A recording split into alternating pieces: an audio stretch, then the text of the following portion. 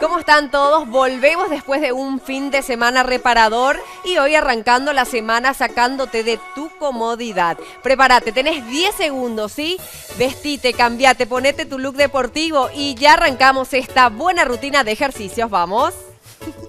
Plus de la tarde es presentado por Dismar, Salud y Cultura, Farmacia Catedral Sociedad Anónima, porque amamos cuidarte. Vita Cosméticos, 32 años al servicio de la mujer.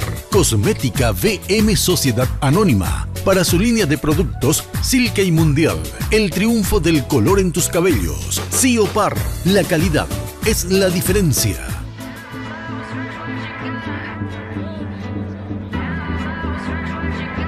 Podés elegir un ejercicio para glúteos, como es la patada de glúteo con la pierna bien estirada.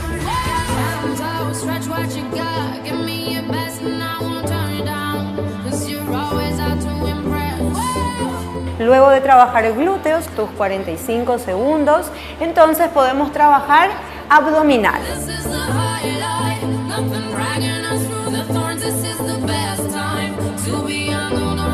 Podés trabajar toda la zona baja del abdomen, los abdominales inferiores, con las piernas largas estiradas hacia arriba.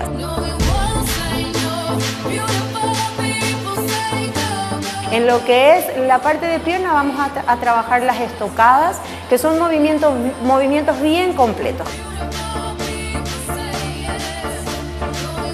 Que trabaja toda la parte del cuádriceps, la parte de femorales, la parte de aductores, que son bien importantes para trabajarlo, ¿sí? En las estocadas tenés que tener en cuenta que el peso del cuerpo debe ir bien en el centro. Trata de no amacar las rodillas hacia adelante, que estén bien apoyados los pies, la espalda bien derechita. Vamos a bajar y subir 45 segundos también, ¿sí? En esta parte que vamos a trabajar las estocadas, vas a trabajar un lado y luego el otro lado.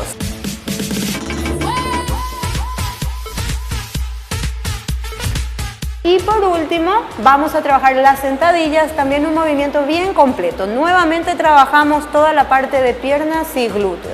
En la sentadilla los pies van a ir bien paralelos a la línea de tus caderas, ¿sí?